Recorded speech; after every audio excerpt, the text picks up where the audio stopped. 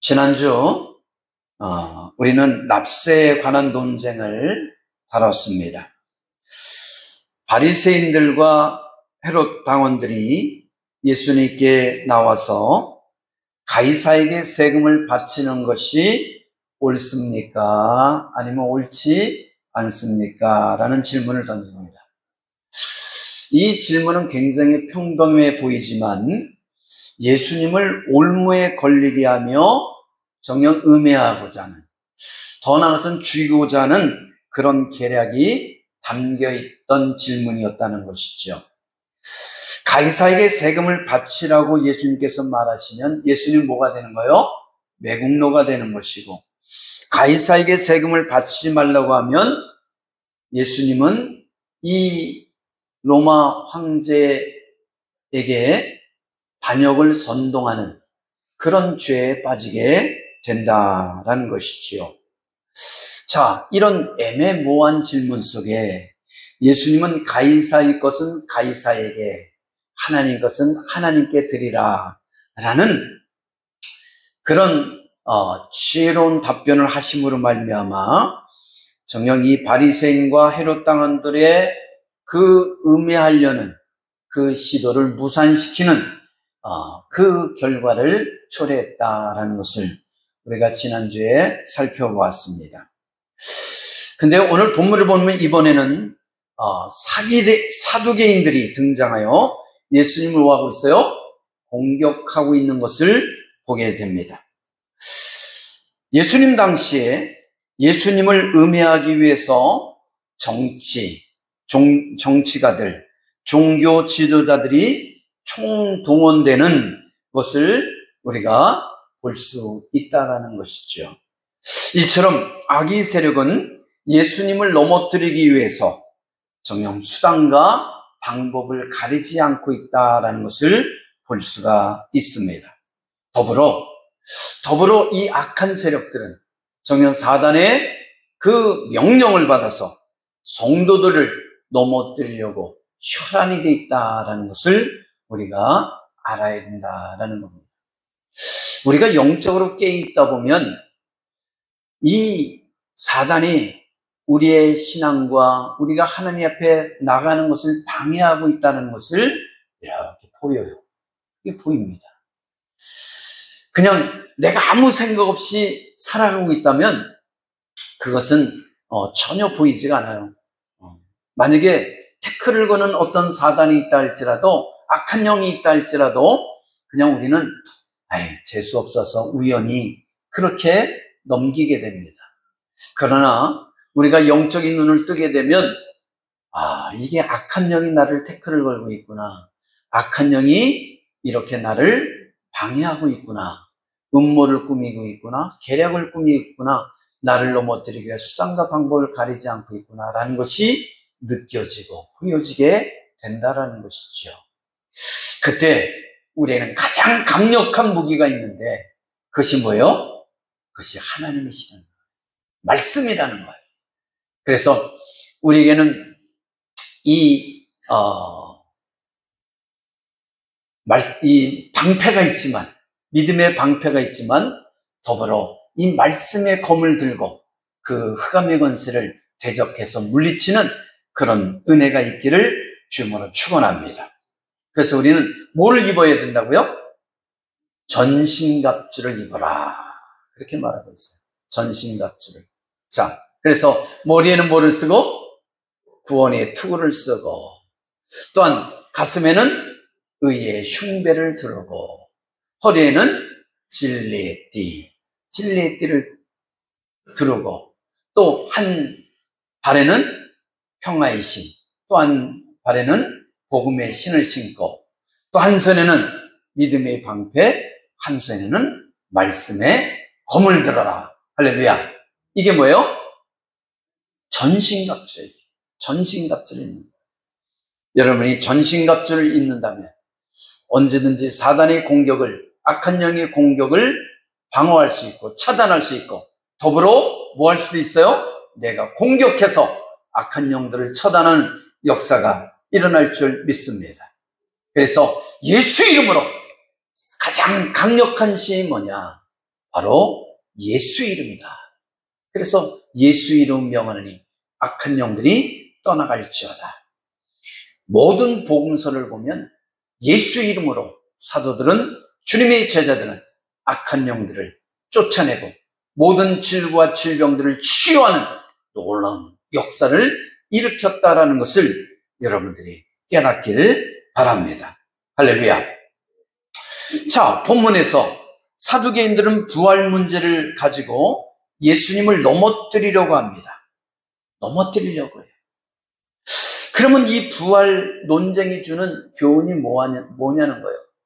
왜 마태는 이 부활 논쟁을 다름으로 말미암아 우리에게 어떤 교훈을 주려고 이 내용을 기록했냐는 것이죠. 자, 첫째는 뭐냐면 성경을 바로 알라는 거예요. 따라합시다. 성경을 바로 알라. 자, 성경을 바로 알아야 된다라는 거예요. 성경을. 우리가 23절을 한번 볼까요? 23절 시작. 부활이 없다는 사두개인들이 그날 예수께 와서 물었다라고 말합니다. 여러분, 사두개인들은 뭐가 없다고 얘기한다고요? 부활이 없다고 얘기한다는 거예요. 그럼 바리새인들은 부활이 있다고 그래요? 없다고 그래요? 바리새인들은 부활이 있다고 말해요. 그러니까 같은 유대인임에서도 불구하고 파에 따라서, 내가 어떤 파에 소속됐냐에 따라서 부활이 있다 말하기도 하고 부활이 없다 말하기도 한다라는 거예요.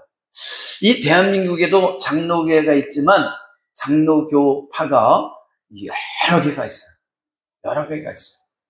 그렇기 때문에 어떤 파에 속했냐에 따라서, 어떤 교단에 속했냐에 따라서 그 성경을 바라보는 시각이 다르다라는 것을 보여주고 있어요. 그래서 다르다는 것이지, 그렇다면 다른 교단은 다른 교단은 잘못됐다, 이단이다, 그것을 말하는 것은 아니에요. 어떤 시각에서 보냐에 따라서 그 성경을 이해하는 방법이 뭐하는 거예요? 달라질 수 있다라는 것이죠. 여러분이 어떤 각도에 따라서 저를 봄에 따라서 그림을 그리세요. 그러면 우리 이 집사님이 저를 보고 그리는 그림과 우리 최 집사님이 저를 보고 그리는 그림이 뭐예요? 다르게 나오겠죠. 정면에서 보고 그리는 그림은 또 다르게 나올 수 있다라는 거죠. 그러나 어떤 그림이든 간에 누구예요? 이 목사죠. 이 목사죠. 그러나 우리는 한 편만 보지 말고 다양하게 볼 수 있는 영적인 눈을 뜰 수 있길 주님으로 축원합니다. 내 것만 옳다. 그건 아닌 것 같아요. 그게 아니라 왜 저 사람은 저 교단은 저런 시각에서 봤을까라는 그런 패션 마크, 물음표를 갖고 바라보면서 정녕 그 성경을 이해한다면 하나님의 더 깊고 오묘한 진리를 깨닫게 되는 은혜가 될 수 있다라는 것을 여러분이 기억하시길 바랍니다. 자, 24절에 보니까 선생이요, 모세가 일렀으되 사람이 만일 자식이 없이 죽으면 그 동생이 그 아내에게 장가들어 형을 위하여 상속자를 세울지니라 그렇게 말했습니다. 이게 무슨 말이에요? 이게 무슨 말이죠? 이걸 우리는 형사치수제도라 그렇게 말해요. 형사치수제도. 다시 말해서 형이 아들을 얻지 못하고 전쟁에 나가서 죽었어요. 그러면 형에게 후손이 있어요, 없어요? 없잖아요. 그러면 그 아우가 그 미망인 형수를 아내로 맞이해서 뭐를 잇게 하는 거예요?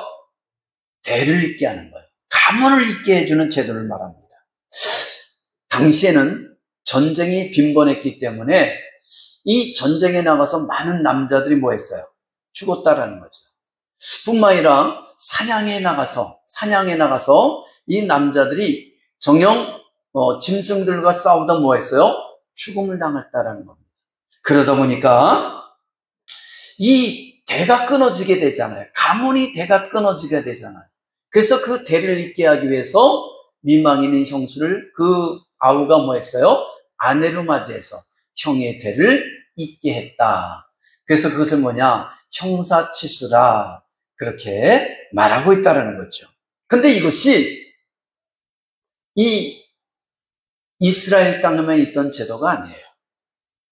고대를 보면 세계적으로, 전 세계적으로 이런 형사치수 제도가 있었다라는 것이죠. 우리나라에도 있었어요. 우리나라에도 이 만주 벌판을 점령했던 어느 나라? 부여, 고구려에도 이 형사치수 제도가 있었다라는 거죠. 왜 이 형사치수가 있었냐? 이거는 한마디로 하나님께서 인간을 창조하시고 뭐라고 말씀하시죠? 생육하고 번성하여 땅에 충만하라 라는 그런 이 번식의 그 하나님의 명령을 이루기 위한 것이다 라는 것을 우리가 알길 바랍니다. 그러나 현대화가 되면서 이 형사치수 제도는 어떻게 돼요? 자연스럽게 사라졌다라는 것을 또한 여러분이 염두에 두시길 바랍니다. 그래요. 우리 중에 그러면서 이 사두개인들이 예수님께 질문을 던집니다.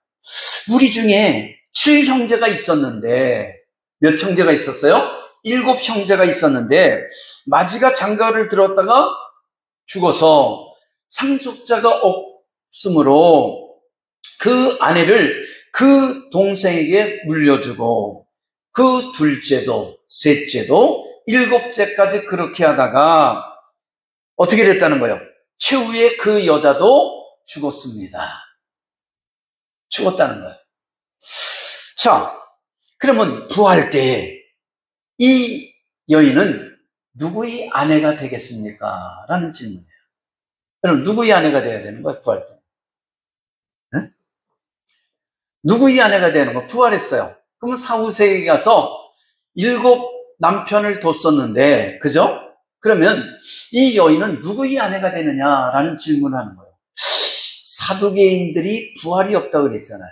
그러니까 이 부활 문제를 가지고 예수님을 뭐하고 있는 거예요? 공격하고 있는 것을 볼 수가 있다라는 것이죠.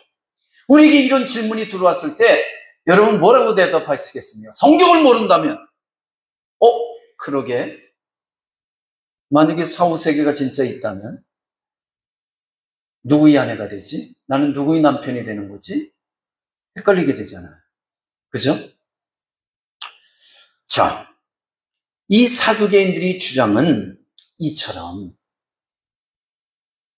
내세가 있다면, 사후의 세계가 있다면 정녕 이 여인의 집안은 무슨 집안이 되는 거예요? 무슨 집안이 되는 거예요? 어려워요?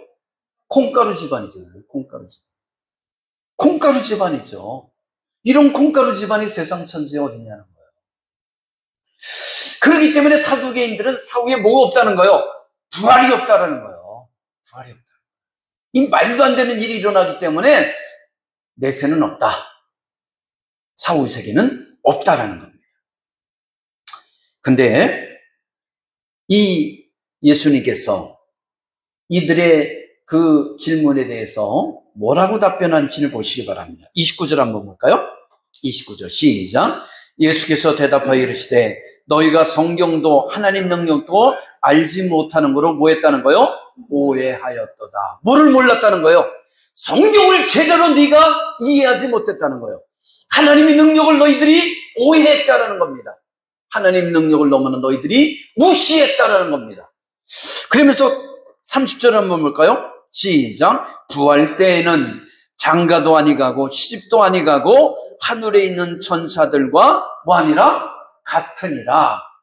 부활 때에는 너희들이 부활해서 천국에 갔을 때는 거기에는 장가도 하지 않고 시집도 가지 아니하고 너희들의 모습이 뭐처럼 된다는 거예요? 천사처럼 될 것이다.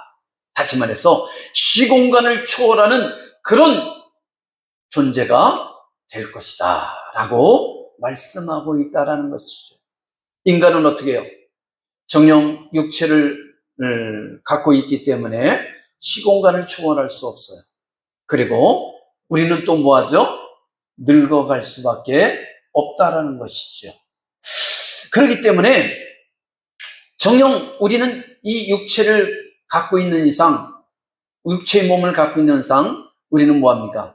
항상 제한 속에 속할 수밖에 없다라는 것이죠. 그러나 너희가 부활의 때가 되면 우리는 장가갈 필요도 없고 시집갈 필요도 없고 뿐만 아니라 천사처럼 되어서 천사같이 돼서 시공간을 초월하며 하나님께 영광 돌리는 그런 삶을 살아가게 될 것이다 라고 말하고 있다라는 것이죠. 여러분, 29절의 내용은 뭐예요? 성경을 알지 못하고 하나님의 능력을 알지 못했기 때문에 이런 오해가 일어나고 있다라는 겁니다.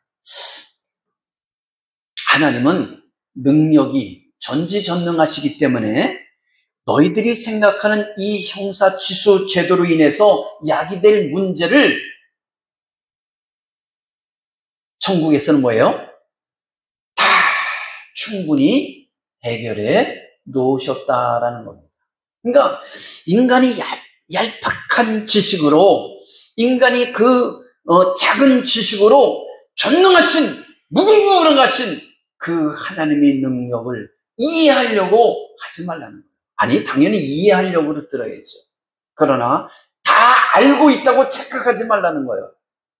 그 하나님의 행하심을 내가 마음껏 내 짧은 지식으로 이랬다 저랬다 조절하려고 들지 말라라는 것이죠. 우리가 신앙생활 하다 보면 이런 것을 자주 볼 때가 있어요, 없어요? 있다라는 거죠. 하나님의 말씀을 내 마음대로 억지로 풀다가 그 오류에 빠져서 넘어지는 그런 사람들을 우리가 많이 볼 수가 있다라는 거 아니에요? 그래, 안 그래요? 그리고 이 성경을 억지로 풀다가 뭐가 생겨나죠? 이단들이 생겨나요. 그래서 깔병은 뭐라고 말하죠? 성경이 가는 곳만큼 가고 성경이 멈추는 곳에서 멈추라는 거예요. 성경이 멈춰 있는데 그 이상을 생각하고 그 이상을 풀려고 하다가 뭐가 되는 거예요?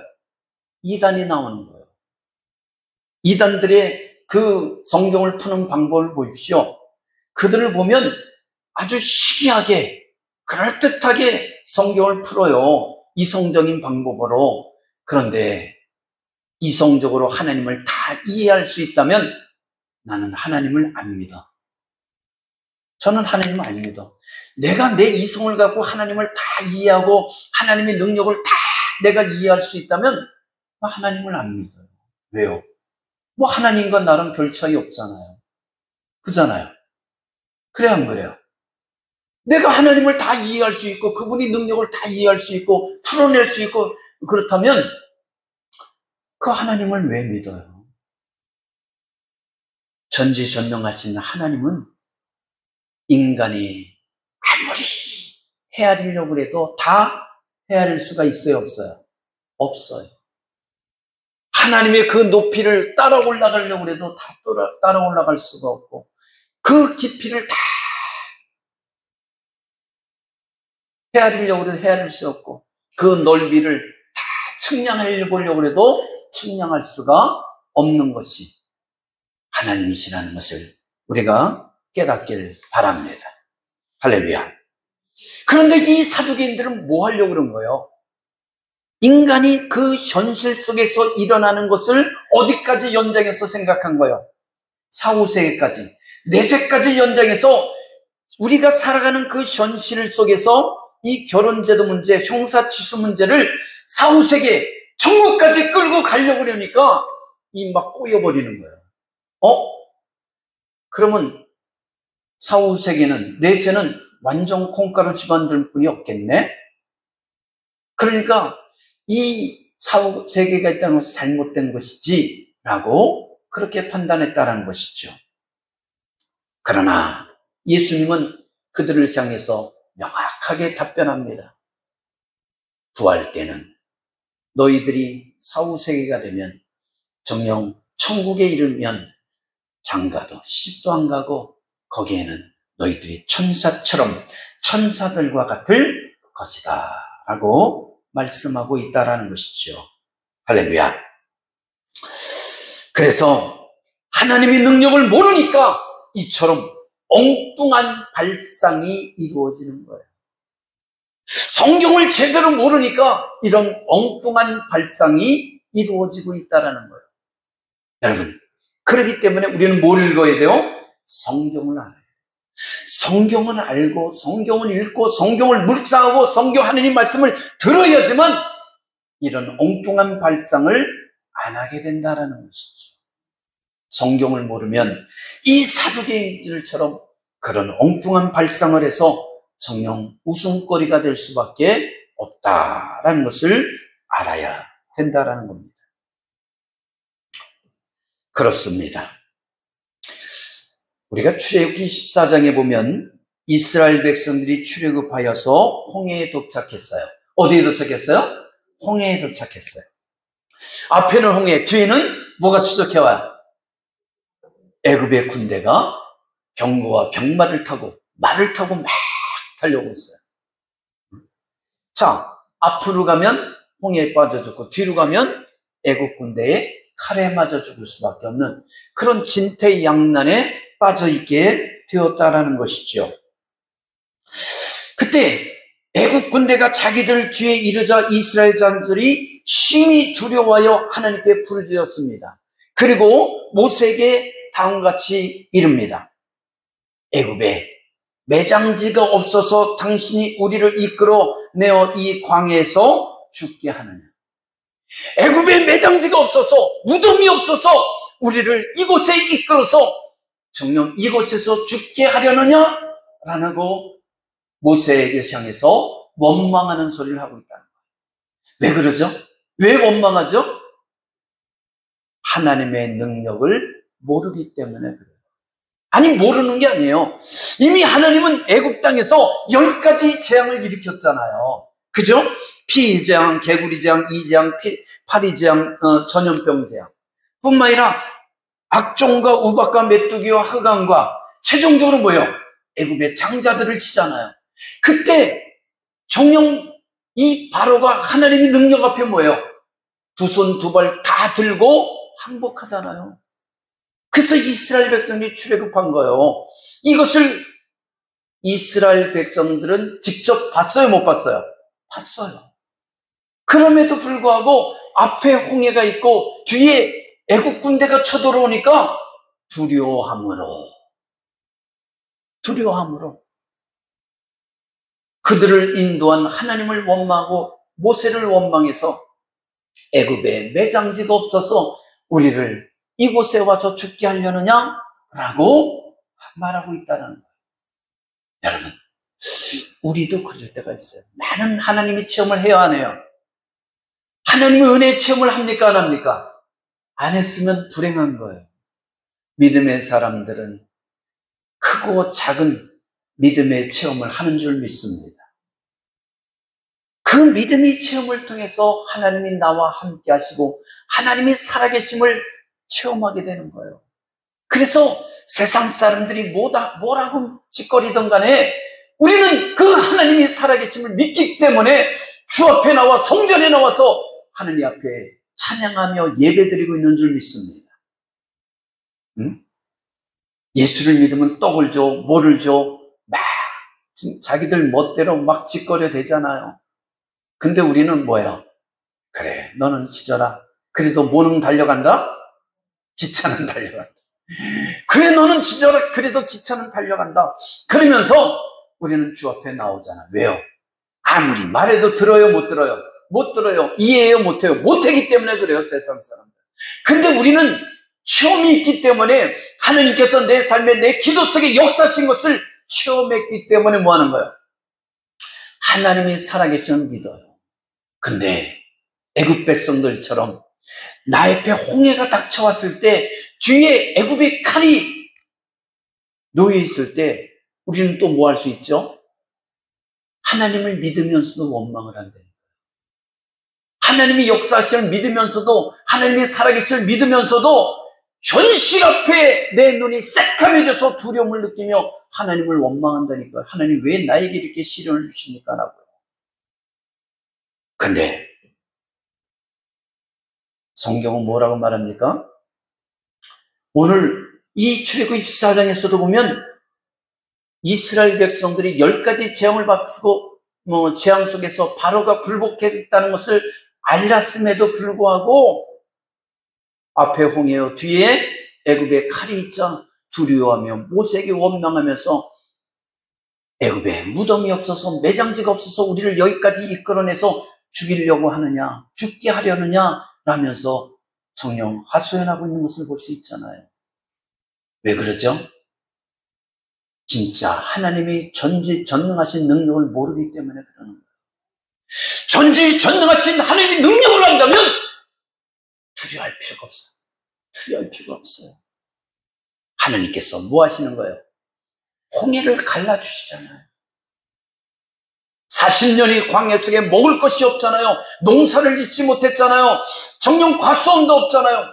근데도 40년을 만나를 내리셔서 먹이셨잖아요. 할렐루야.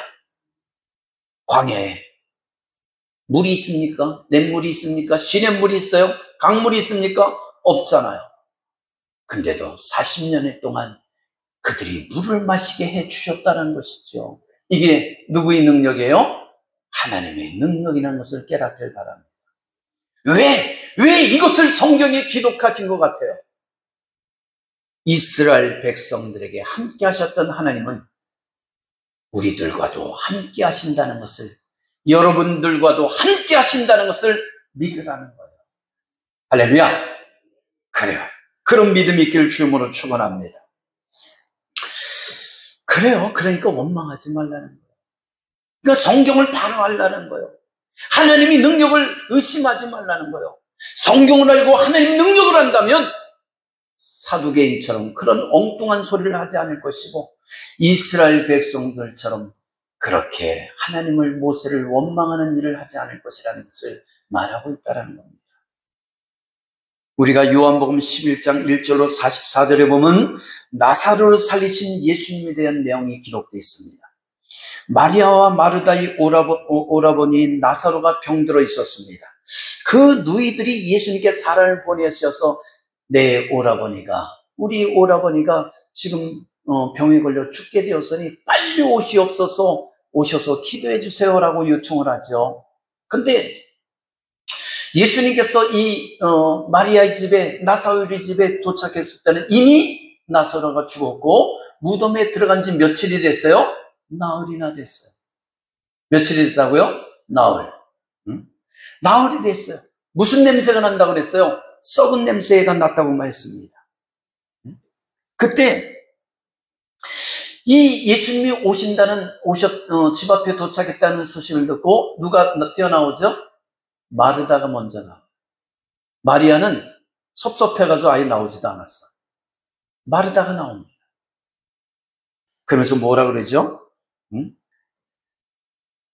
내 오라버니가 다시, 그때 이 예수님께서 이 마르다에게 그러는 거예요. 내 오라버니가 다시 살 것이다. 살리라. 그렇게 말씀합니다. 그때 이 마리아가 뭐라 그러냐면, 마지막 날 부활 때는 다시 살아날 줄을 내가 아나이다. 그렇게 말해요. 뿐만 아니라 그 앞전에 뭐라고 얘기하면, 주께서 여기 계셨다면 내 오라버니가 뭐 하지 않았습니다? 죽지 않았을 것입니다. 그렇게 말하는 거예요. 왜 이런 얘기를 했죠? 분명히 마지막 날 부활 때는 다시 살 줄 믿습니다라고 부활 신앙을 가졌어요. 이 마르다죠. 그죠? 또한 나중에 뒤편에 보면 이 마리아 역시도 뭐라고 그러냐면, 주께서 여기 계셨다면 내 오라버니가 죽지 않았을 것입니다 라고 그렇게 말하고 있는 것을 보게 됩니다. 왜 이렇게 말하죠? 예수님께서는 이전에 많은 기적을 일으켰어요. 오병이어의 기적도 일으키고 중병자를 살리시고 눈먼자의 눈도 뜨게 하시며 안전병을 일으키시고 문둥병을 치료해 주셨다라는 겁니다. 그럼에도 불구하고, 그 놀라운 기적을 봤음에도 불구하고 이 마르다와 마리아는 뭐라고 얘기하면, 주님께서 여기 계셨다면 우리 오라버니가 죽지 않았을 것입니다.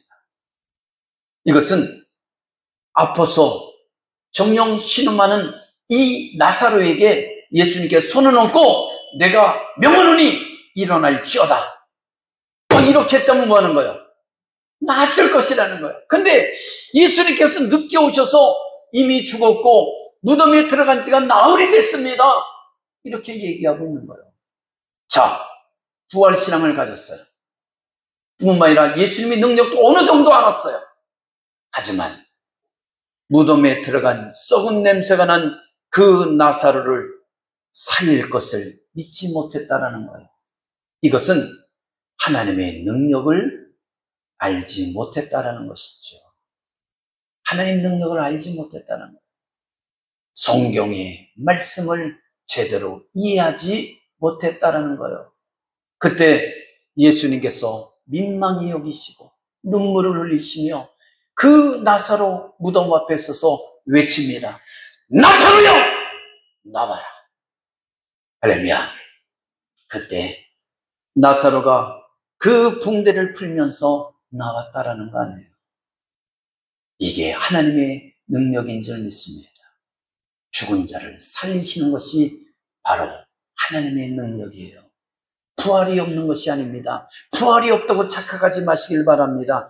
하나님은 죽은 자를 살리시는 능력이 있다는 것을 믿으시길 바랍니다. 하나님은 흙으로 우리를 창조하신 창조주세요.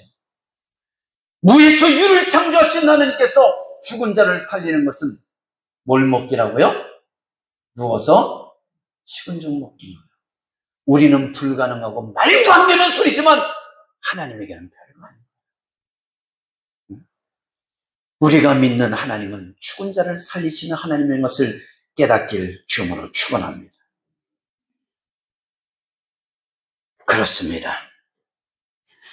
그렇기 때문에 우리가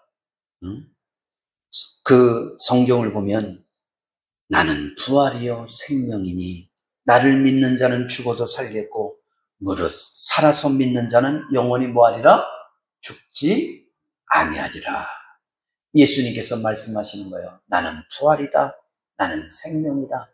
나를 믿는 자는 죽어도 살겠고 살아서 믿는 자는 영원히 죽지 아니하리라 라고 약속하고 있는 거예요.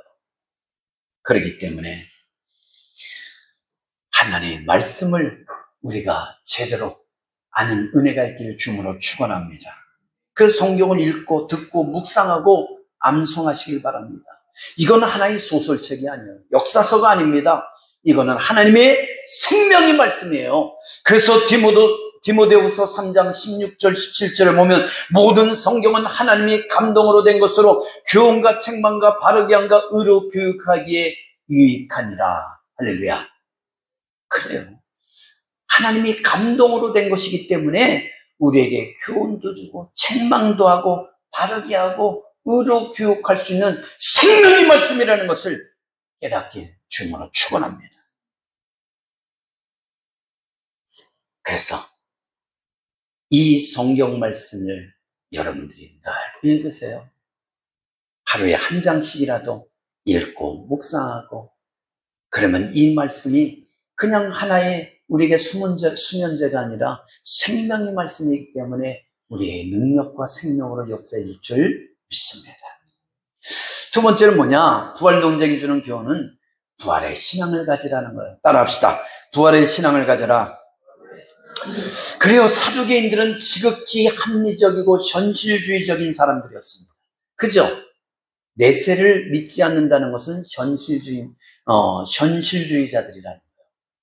뿐만 아니라 이들은 어떤 초자연적인 하나님의 역사를 믿지 않는다는 것은 다시 말해서 이들은 합리적이고 이성적인 사람들이다. 그렇게 말할 수 있다는 거죠. 우리 성도들은 이성적이고 합리적이지만 플러스 초자연적인 역사를 믿는 우리 광민의 성도들에게 주님으로 축원합니다. 그래요. 우리는 세상을 살아갈 때 합리적으로 이성적으로 살아가야 되겠죠. 그죠? 지극히 인간적인 사고와 사상을 갖고 살아가야 돼요. 그러나 신앙 속에서는 정녕 이성을 초월해서 역사하시는 하나님의 은혜 능력을 믿고 살아가야 되는 거예요. 그럴 때 그 초월하신 하나님께서 우리를 통해서 우리 삶 속에 놀라운 은혜로 뭐예요? 역사해 주신다라는 것이죠. 자, 이들은 합리적이고 그리고 현실주의자들이었기 때문에 부활과 사후세계, 천사의 존재를 믿지 않았고 부정했다라는 겁니다. 이 사두개인들을 보면 부유한 제사장의 가문이 많았어요. 그래서 제사장들을 보면 대부분 사두개인들이었다라는 것이죠. 여러분, 그러니 이 유대인들의 종교가 그 신앙 사상이 얼마나 엉망이라는 것을 알 수 있잖아요. 하나님은 부활을 말씀하시는데 부활을 위해서 우리에게 새 생명을 주기 위해서 부활 신앙을 주기 위해서 예수님을 하나님의 아들을 이 땅에 보내셨는데 종교 지도자들이 사두개인들, 대제사장들, 제사장의 가문이었던 이 사두개인들은 뭐예요? 정작 부활을 믿지 않는다면 그 성도들은 어떻게 되는 거예요? 유대인들은 어떻게 되는 거예요? 그러니까 이 엉망진창의 세상에 누가 오신 거예요? 예수 그리스도가 이 땅에 오실 수밖에 없었다라는 거죠. 자, 이 사두개인들은 부유한 제사장 가문이 많았다는 것이죠. 그래서 성전 제사의 주도권을 가지게 되었고 성전의 전반적인 것에 대해서 독점권을 가졌다는 거예요. 뭐를 가졌어요? 독점권. 자기들 마음대로 쥐고 흔들 수 있는 그런 권한을 가졌다는 거예요. 어디서 알 수 있죠? 우리가 마태복음 21장에서 성전 정화 사건에서 알 수 있잖아요. 거기서 예수님께 성전에서 매매하는 자들을 쫓아내고 동전 바꾸는 자들이 상과 비둘기 파는 자들이 의자를 모여 뒤엎어버렸어요. 그때 제사장들과 장로들이 나와서 뭐라 그러죠? 네가 무슨 권한으로 그렇게 하고 있느냐 하면서 예수님을 책망하잖아요. 네가 무슨 권한을 이렇게 하고 있느냐?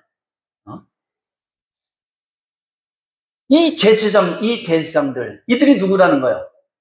이들이 사두개인들이라는 거예요. 제사장들은 성전에서 상인들이 소, 양, 비둘기를 매매하도록 허락해주고 막대한 돈을 받아 챙겼다라는 것이죠. 그들은 하나님의 성전을 기도하는 집이 아니라 뭘로 바꿨어요? 강도의 소굴로 만들었다는 겁니다. 왜 그러죠? 왜 그렇습니까? 백성을 대표해서 하나님을 경외하고 섬기며 백성들을 위해서 하나님께 제사 드리는 그 어마어마하고 막중한 사명보다 오로지 형식적인 제사와 종교적인 특권을 이용해서 현실 속에서 지금 여기서 대우를 받으며 잘 먹고 잘 사는데 관심이 있었기 때문에 그래요. 하나님이 성전을 강도의 수굴로 만들고 상인들이 와서 거기서 소, 양 이것을 매매하고 팔게 했던 이유가 뭐예요? 거기서 막대한 돈을 받아 챙겼기 때문에 그런 거 아니에요. 상납금을 받았기 때문에 그런 거 아니에요. 그러면 하나님 무서운 줄 모르고 이런 이유가 뭐예요? 하나님 무서운 줄 모르고 이런 이유가 뭐예요? 하나님이 성전을 잘 관리하고 다스리고 섬기고 제사를 주도하는 대제사장이 왜 이런 기가 막힌 일, 못돼 먹은 짓을 한 이유가 뭐예요? 부활이 없다고 생각했기 때문에 사후세계가 없으니까 이 땅에서 잘 먹고 잘 살다가 죽으면 끝! 하나님이 심판을 믿지 않기 때문에 이런 어마어마한 짓을 벌이는 것이죠. 지금 한국교회도 세계교회도 이런 일들이 일어나고 있어요. 그죠?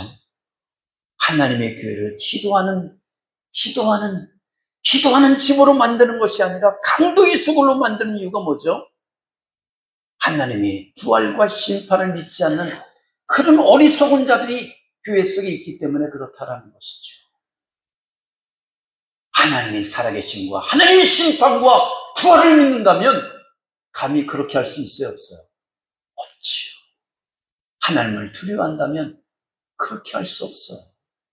이 대제사장처럼 그렇게 막대한 돈을, 재물을 챙기기 위해서 혈안이 되는 이런 어리석은 짓을 할 수가 없다라는 것이죠.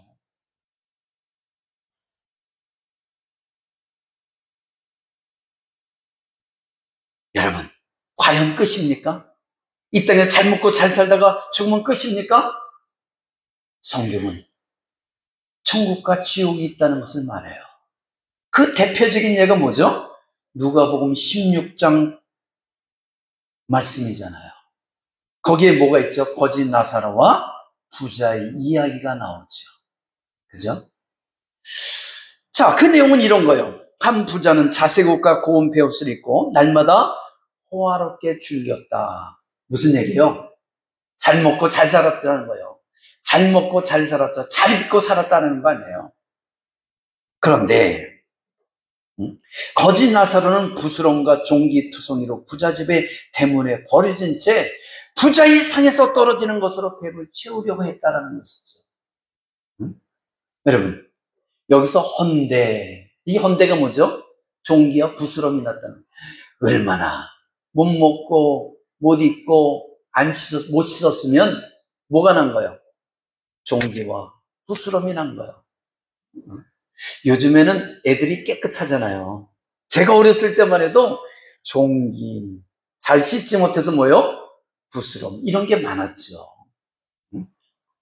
요즘에는 그냥 매일 샤워하잖아. 어우, 더워. 하고 싶으면 하루에도 뭐 10번 한다고 누가 뭘 할 사람 아무도 없어요. 근데 제가 어렸을 때는 뭐예요? 연중 행사. 추석 때 한 번, 설 때 한 번. 아닌 것처럼 시침이 되고 있어. 그랬다니까요.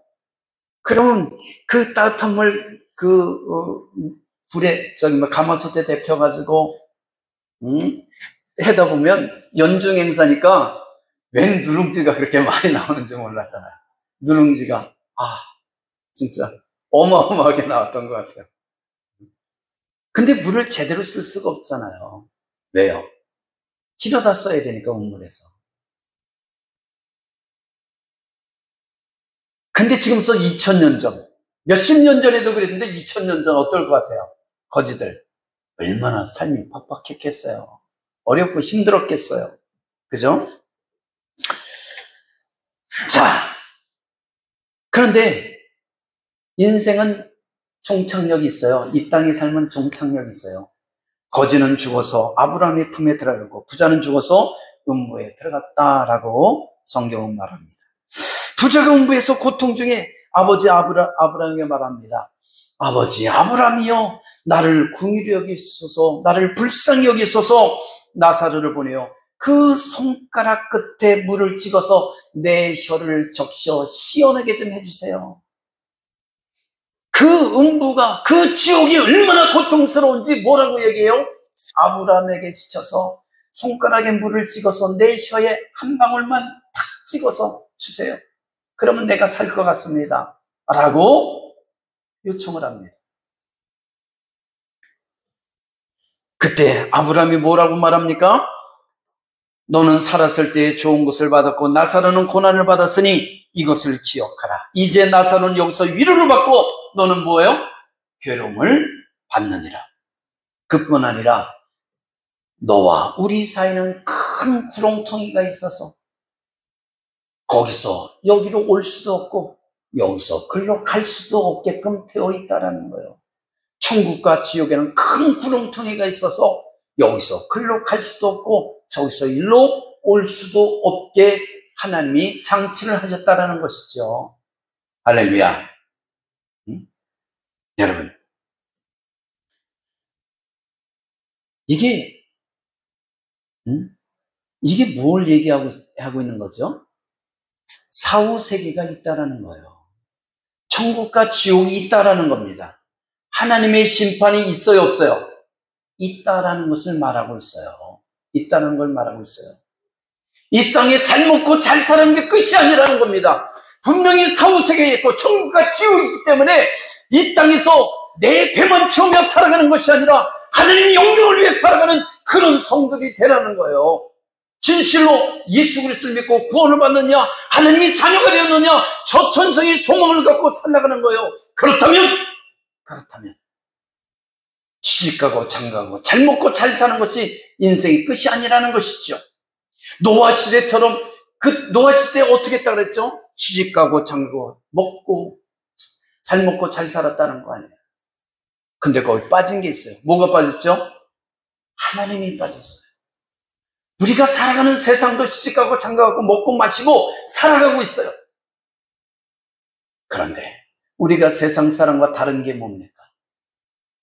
우리는 시집가고 장가가고 먹고 마시고 살고 있지만 우리는 하나님을 경외하며 하나님이 기뻐하시는 삶을 살기 위해서 몸부림치며 살아가야 된다는 것을 기억하시길 바랍니다. 그래서 내가 하루를 살아도 정녕 아무 생각 없이 살아가는 것이 아니라 과연 내 이 걸음이 하나님이 기뻐하는 걸음인가? 내가 생각하는 이 생각이 하나님께 영광이 되는 것인가?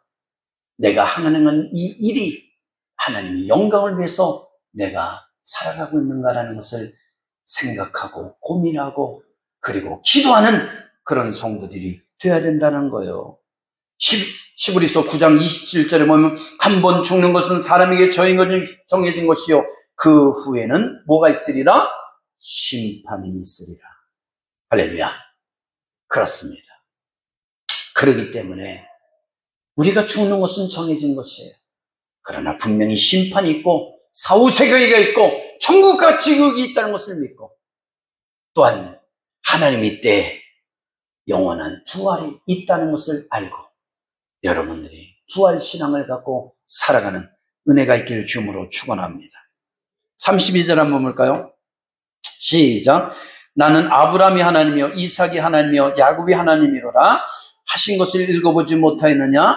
하나님은 죽은 자의 하나님이 아니요 살아있는 자의 하나님이시라 하니라. 무슨 말이에요? 사실 육신적으로는 아브라함 뭐예요? 죽었죠. 이삭도 죽었습니다. 야곱도 죽었어요. 그런데 하나님 뭐라고 말하신 마세요? 나는 아브라함이 하나님이요 이삭이 하나님이요 야곱이 하나님이라 라고 말씀하신 것은 나는 죽은 자의 하나님이 아니라 산 자의 하나님이라. 지금 아브라함은 하나님의 품에 거하고 있다는 거예요. 이삭과 야곱도 하나님의 품에 거하고 있다는 거예요. 믿음의 사람들이 지금 하나님의 품에 있다는 거예요. 다시 말해서 요한계시록을 보시길 바랍니다. 그거는 영원한 천국에 하나님의 성도들이 거하고 있다는 것을 말하고 있어요. 오늘 누가복음 16장에서 거지 나사로와 부자의 이 비유에서 이 거지 나사로는 죽어서 누구의 품에 있다는 거예요? 아브라함이 품에 안겨 있다는 것은 누구의 품에 안겨 있다는 거예요? 하나님의 품에 안겨 있다는 것이요. 정녕 아브라함은 지금 어디에 있다는 거예요? 하나님 천국에 있다는 것을 말씀하고 있다는 거예요. 다시 말해서 내세는 있고 사후세계는 있다는 거예요. 그렇기 때문에 부활이 없다는, 사후세계가 없다는, 내세가 없다는, 그리고 천사가 없다는 이 사두개인들의 주장은 잘못되었다라는 것을 성경은 입증하고 있다는 거예요. 그래서 우리는 어떻게 된다는 겁니까? 성경을 바로 알아야 되고 뿐만 아니라 우리는 부활의 신앙을 가져야 된다. 왜? 하나님은 지금도 살아계셔서 당신의 사랑하는 백성들을, 당신의 사랑하는 믿음의 자녀들을 맞이하기 위해서 준비하고 있는 분이라는 것을 깨닫는 은혜가 있기를 주님으로 축원합니다. 축원합니다. 기도합니다. 사랑이 많으신 하나님 감사합니다.